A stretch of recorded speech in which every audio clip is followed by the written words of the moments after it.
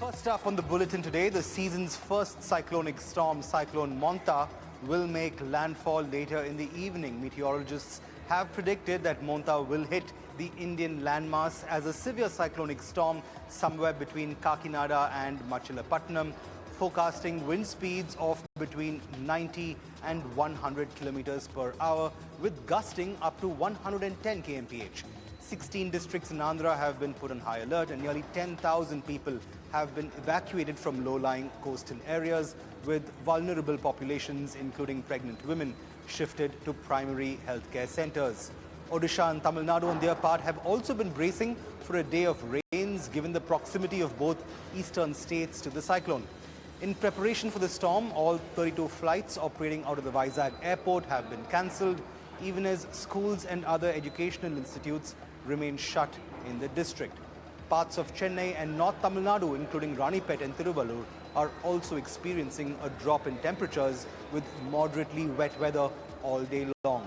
To bring us up to speed on what to expect from Cyclone Monta, I'm now joined by Mahesh Palawat, Vice President of Meteorology and Climate Change at SkyMet Weather Services. Mr. Palawat, thanks so much for joining us here on the broadcast. I know all the numbers stack up and point to a severe cyclonic storm, but on the ground really, Mr. Palawat, is there reason for Andhra and specifically regions like Machilapatnam and Vizag and Kakinada to be worried and take extra precaution given the approaching cyclone? Yes, you're right, because it is a severe cyclone.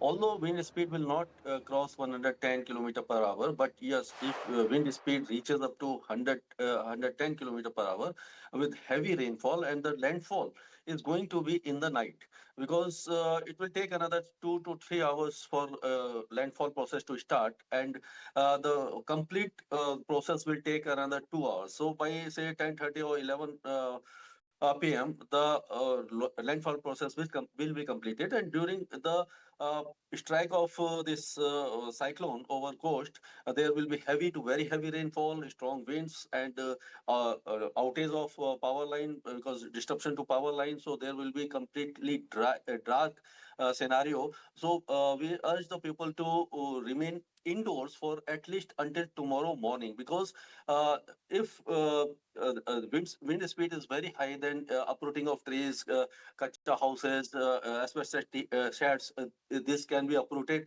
and it will act as a projectile, and it can be a lot of damage. Yeah. Right, some very interesting points that you're bringing up there, and it's rather value added for everyone listening here. Stay indoors. Power outage could well be a certainty. Wind speeds could go up to 100, but not more than 110. And brace for a night of heavy winds and emerge only in the morning. Now, I often ask all weather observers this one question: what's the trade-off with regard to wind and flooding when it comes to any cyclone? And if you could just give me some perspective on what the situation is like with regard to Monta as well. Yes, heavy winds can be expected, but what's your projection on the flooding front? And I ask you this question largely because we had Mishong in 2023, which definitely had winds, but had also a slow-moving cycle, which meant that the city of Chennai had sustained rainfall, which led to heavy flooding for a couple of days now. Do you think the Andhra regions should also be prepared for waterlogging to a very heavy extent on account of the cyclone? Yes, we think that for until tomorrow morning, there will be heavy to very heavy downpour over many parts of coastal Andhra Pradesh, right from Visakhapatnam, Vijayanagaram, Machilipatnam, Kakinada, Krishna, Godavari, Guntur, up to Tirupati. And Chennai may also get moderately heavy showers, moderate showers with 1 or 2 heavy spells. And this weather system will enter after entering the coast.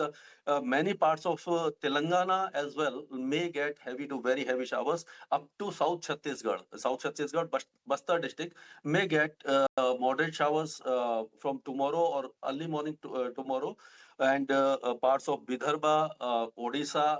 Odisha will not get very heavy rainfall, but yes, moderate showers in the tune of say 40 to 50 millimeter may be there, right from Gangetic West Bengal up to Visakhapatnam. All these areas are in the line of fire, but the heaviest rainfall will be over this Kakinada, Machilipatnam, Gopalpur, these areas. And the storm surge is also expected during the landfall, which will be around 1 meter above the astronomical tide, which may inundate the low-lying areas up to say 600 to 700 meters. So flash flooding is also anticipated. Yeah. Right, so inundation of low-lying areas, very much a possibility there, like Mr. Palawat was mentioning, even as rainfall is expected in most regions of Andhra and some regions of Telangana as well as the night progresses. But Mr. Palawat, if you could also help us understand, this cyclone being a severe cyclone, this is as high as it can go with regard to the severity rating. There's no chance of this worsening further into a very severe cyclonic storm as things stand.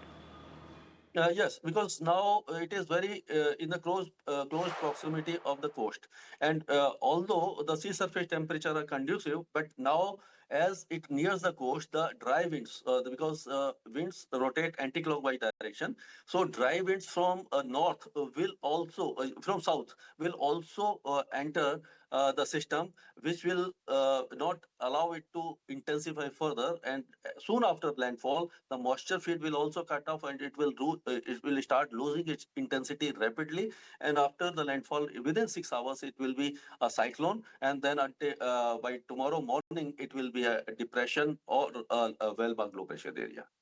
Yeah. News there, of course, is that Andhra is bracing for a night of heavy winds, but the good news is the fact that it won't worsen further and the moisture of the cyclone will eventually retard as the cyclone moves inland. Mr. Pallava, thanks so much for joining us with those insights. Great speaking to you as always. Moving from Hyderabad to Telangana now, reports suggest Apple may be in the process of ramping up its AirPod manufacturing activity in Hyderabad.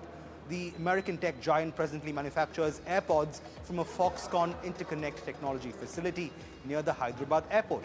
And this it does at a monthly capacity of 1 lakh units. Now, should the expansion plan fall through, this capacity could be doubled to 2 lakh units per month, while Apple itself could also consider hiring more personnel for this plant in question. This would mean increasing headcount here from 2,000 to 5,000 at this particular facility in Hyderabad. Right, shifting focus to Tamil Nadu now. Thoothukudi-based Tamilnad Mercantile Bank has reported a good set of Q2 numbers. The bank's total income came in at about 1,621 crore rupees, up 4% year-on-year. Operating profits, however, were down 3% year-on-year at 353 crore rupees versus that number of 358 crore rupees at Q2 last year. While provisions declined year-on-year, they're up 140% on a quarterly basis, while profit after tax is also in the green. Now, the bank's management spoke to my colleague Harsh earlier today, projecting a 14% growth in loans for this fiscal. Here's a slice of that conversation.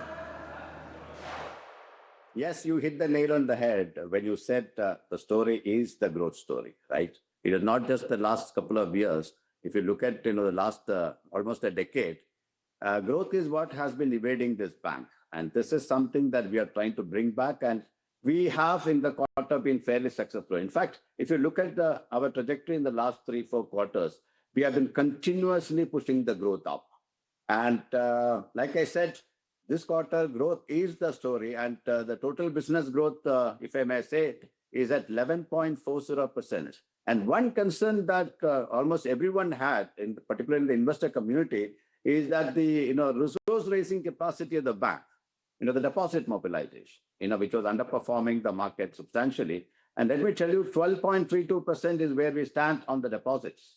And, to add icing on the cake, the CASA, which again is an industry concern, we have been able to revive it. And 9.3% quarter-on-quarter growth. In addition to that, a 92 basis point up from the 32. CASA share is up 92 basis point from the 31st of March 25. And in the quarter itself, we saw a reversal of or an uptake of 58 basis on the CASA share. So that is the story, Harsh, of the bank today. And of course, on the profit side, the highest ever, 318 crores, and the GNPA is the lowest ever. It's almost touching 1%. And like you mentioned, the ROA is at 1.85%. So pretty good, satisfying numbers when I look at it from the TMB's angle. Yes, Harsh. So I want to unpack this. Apologies for interrupting. I want to unpack this. I want to understand what the next 12 months hold in store. You guided last time, if I recall right, 13 to 14% last time we spoke. Does this 4% QOQ power, and this is Q2 numbers, right? Q3, Q4 will likely be stronger because they are seasonally stronger quarters in general. Does this mean that over the next 3 to 4 quarters, you will likely drive growth much faster than the 13 to 14% number that you've guided? You're well capitalized. You're at 30% capital adequacy. Give us a sense on that one metric. Does growth behave faster than the 13 to 14% guidance? Yes, Harsh, if you look at the trajectory in the last 2-3 quarters, it has been trending up. Yes. And let me tell you, it will continue to trend up. And on the deposits, I did mention 11% last time. And now I'm saying it will be 12 to 13%. Growth will be 12 to 13% in the current year. When we close it, it'll be somewhere between 12 to 13%. And on the CASA, 9.3%. When we close the year, I'm looking at least 12%. And on the advances side, though we look at a 10.34%, so year on year in the second quarter, I'm still confident we will be about 14 to 15%. So that's the number. And going forward into the next year, I find both the deposit and advances going up at least 1 to 2% over what we have achieved in the current year. Perfect. So you've given FY20. 4%. It is not a flash in the pan. It will be sustained. Understood. That's great guidance because that gives us visibility for FY26 and FY27, 1 to 2% faster than what you did in FY26. And this is regardless of market, sir, or you expect that credit growth itself will be higher. And if the credit growth is maybe 11 or 12% for industry, this could also surprise on the upside further, if at all. Is it benchmarked to the industry growth at all? What we said is that, what we initially said that in the current year, we will be aligned to aligned both the credit growth and the deposit growth of the industry. And I think we are slightly higher than that. When we close the year, we will be well higher than that. And, next year, I'm sure, irrespective of where the industry stands, my guidance remains. Understood. Point fully taken. Now, sir, let's talk about the other 2-3 pieces. One is margins. You've just seen a 1 basis point drop in margins, likely driven by CASA, which went up 5% QOQ for you. So cost of funds obviously has not inched up as much as one would expect, or in fact has inched downwards.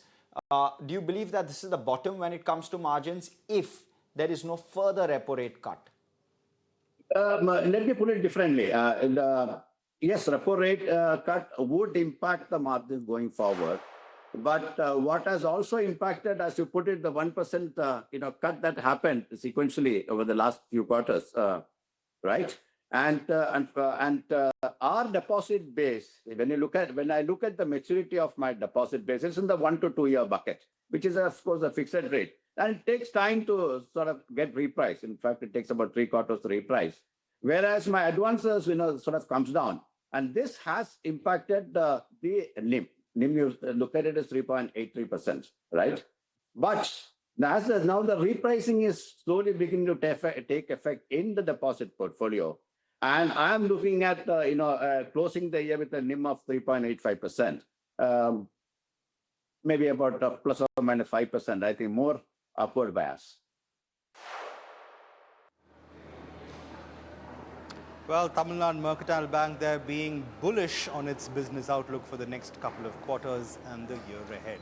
Now, staying with business news from Tamil Nadu's towns, This could be India's biggest public offer in the dairy business when it does happen. Erode-based dairy major Milky Mist has received SEBI's nod for a 2,035 crore rupee IPO. The offer comprises fresh issue of up to 1,785 crore rupees and an offer for sale of up to 250 crore rupees by the promoter entity. Milky Mist has catapulted to popularity in the consumer market thanks to its offering of curd, cheese and paneer products. The dairy has also ramped up its production and sale of high-protein paneer in the last few months. The company has said that 414 crore rupees from its fresh issue would be allocated towards modernizing its existing plant in Tamil Nadu's Perundurai. Staying with Tamil Nadu, now Coal India and IIT Madras have joined hands to start what will be the institute's first ever Center for Sustainability. The partnership will see the company and IIT-M conduct cutting-edge research into the repurposing of coal mines with the objective of furthering the country's sustainability goals. ET now learns that IIT-M will receive a seed grant of 87 crore rupees from Coal India towards establishing the centre. In an exclusive chat earlier today, IIT Madras Director Professor V. Kamakoti told me that a first-of-its-kind test bed at the upcoming centre will also give rise to startups developing sensor technology. Here's a slice from that conversation. Today, coal mining is happening. And these mines now offer some advantages. After mining, these mines can be repurposed for a lot of things, right? For example, we could have some very highly energy efficient data centers that could be put as inside because of the different environmental condition inside the mine. There is a huge amount of space available. So how do we repurpose some of these mines is also one very important topic we are taking up. Now the second thing is so there is a lot of materials that come out of this mining. It's not just coal and coal related materials come out. Can we use that constructively, recycle it? Can we use for certain energy storage, etc.? That is also another very important topic we are taking under this. Then the entire cycle, right? So there is when we extract coal, there is a sustainability cycle that we can bring in. So that all that comes out, all the energy that is spent, can we recycle it and at whatever can be renewed in whichever form. That is also the third important aspect that we are taking up. Right.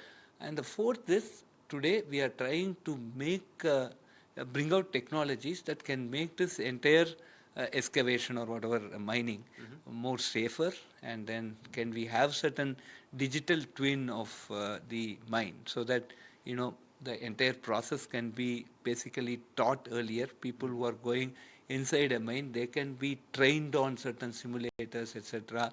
Then also we can basically see how things will go, how to actually do the mining, right? So that's some we call it geotechnical type of activities. So we are looking at multiple things, right? And this proposal will basically work under the Center for Sustainability. And so we are going to look at how, because of mining, how do we, people say that it's going to have a effect on the nature.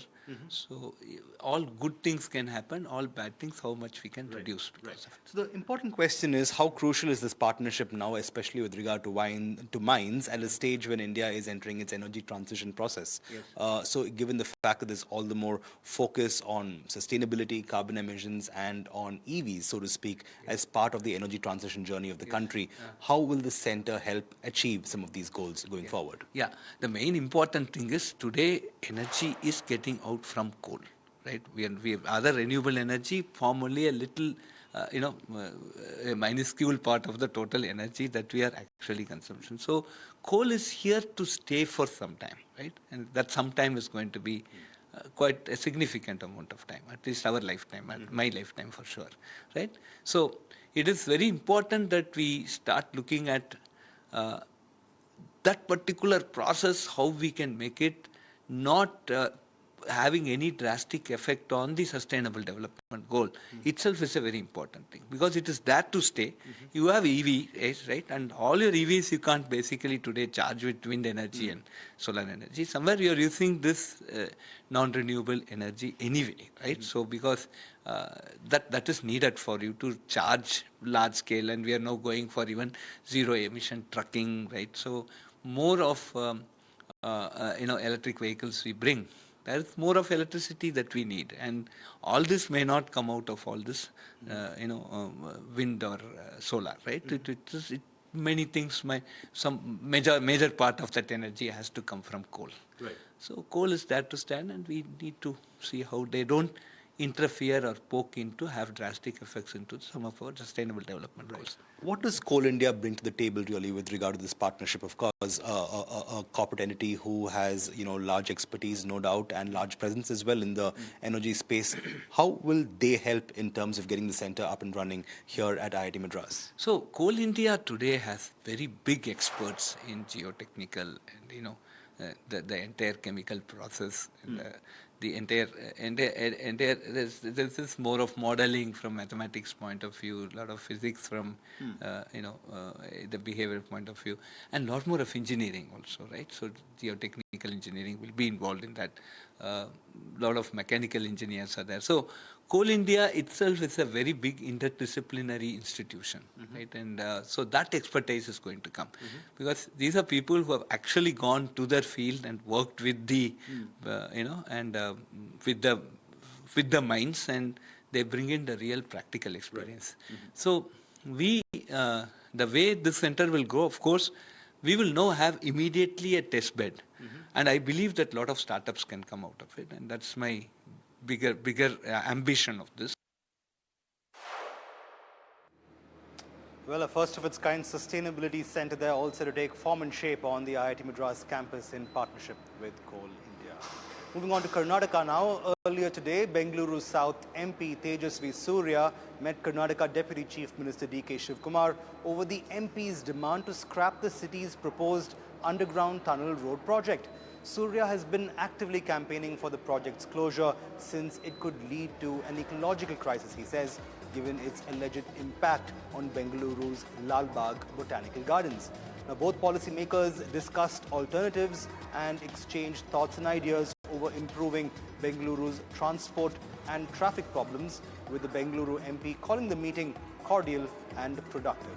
Remember, a couple of days ago, D.K. Shivkumar said that, quote-unquote, only God could stop the tunnel road project, emphasizing that the Karnataka government was committed to its completion. Let's listen in to what both leaders had to say. I had a very cordial, a very meaningful meeting with the Deputy Chief Minister D.K. Shivkumar regarding ideas and proposals to decongest Bengaluru and provide sustainable transport solutions. We have discussed in detail how public transport and increasing the public transport footprint in Bengaluru is the only way, sustainable way, for effective commute and mobility in the city. I have requested him that the amount of money that is being proposed to be spent on the car-only tunnel project be spent on more mass, rapid transport systems like metro. For a time, I've asked him that we'll meet on Tuesday. Let me give good suggestion. No one can stop me. Only God can stop me. I don't mind. Only God can stop me, number one. Number two, there is a law of this country. You have seen tunnels in Mumbai, Delhi, so many other places. Without, there is no option. Let me give a suggestion. He is a MP. I welcome him. He should help us. He should get money from the Prime Minister. He should give an alternative. Earlier, Mr. George wanted to do a flyover. They objected and they stopped. Now, what is the position? Timing, no solution. No solution. Let them give solution. If there is good solution, let us openly debate We will discuss and come back. Apart from all MPs, all other MLAs are liking my idea. This is not idea for me. I will not be permanent here. I am already 60 plus. So it is for the future of Bangalore.